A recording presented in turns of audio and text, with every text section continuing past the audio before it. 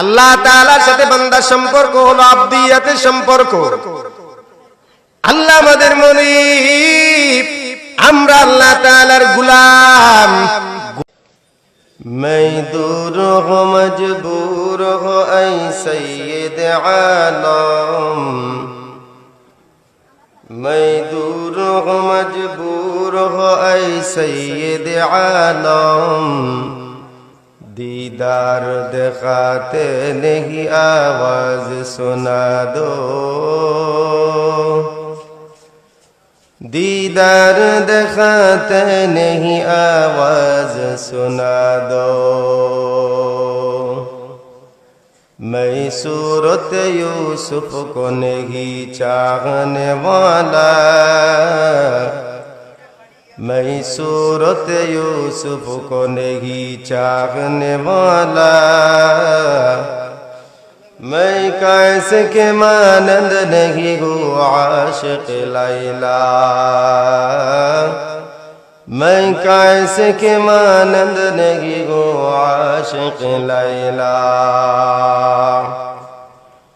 मैं आशिक मौला हूँ मेरा इश्क दीवाना, मैं आशिक मौला हूँ मेरा इश्क दीवाना, ये जुमला जहाँ जिसके तजल्ली से उजाला, ये जुमला जहाँ जिसके तजल्ली से उजाला। আল্লাহ তাআলার সাথে বান্দার সম্পর্ক হলো আবদিয়াতের সম্পর্ক। আল্লাহ আমাদের মুনিব, আমরা আল্লাহ তাআলার গোলাম। গোলামের কোনো স্বাধীনতা থাকে না, কথা কোন লিখে না, গোলামের কোনো স্বাধীনতা নাই। গোলাম রে মুনিব চাইলে বাজারে যখন ইচ্ছা তখন বিক্রি করতে পারে, গোলাম রে চাইলে ব্যাট দিয়া পিটাইতে পারে, গোলাম রে চাইলে যে কোনো খেদমত করাইতে পারে, গোলাম রে চাইলে যে কোনো সময় যার তার কাছে ইচ্ছা বিক্রি করে দিতে পারে, তার নাম হলো গোলাম।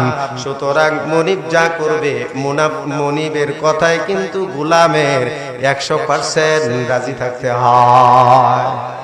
গোলাম যদি মনিবের কথায় চলে তাহলে মনিব গোলামের উপর বড় খুশি এবং রাজি হয়ে যায়, কথা বলেন ঠিক কি না? গোলাম যদি মনিবের অনুসরণ করে, মনিবের কথায় যদি চলে, তাহলে ওই গোলামকে মাঝে মাঝে কিন্তু আজাদ করিয়া দেয় মনিব, কথা কোন ঠিক কি না? গোলামের আচরণে মনিব খুশি হওয়ার পর মনিব অনেক সময় তাকে স্বাধীন করে দেয়, মুক্ত করে দেয়, কথা কয় না।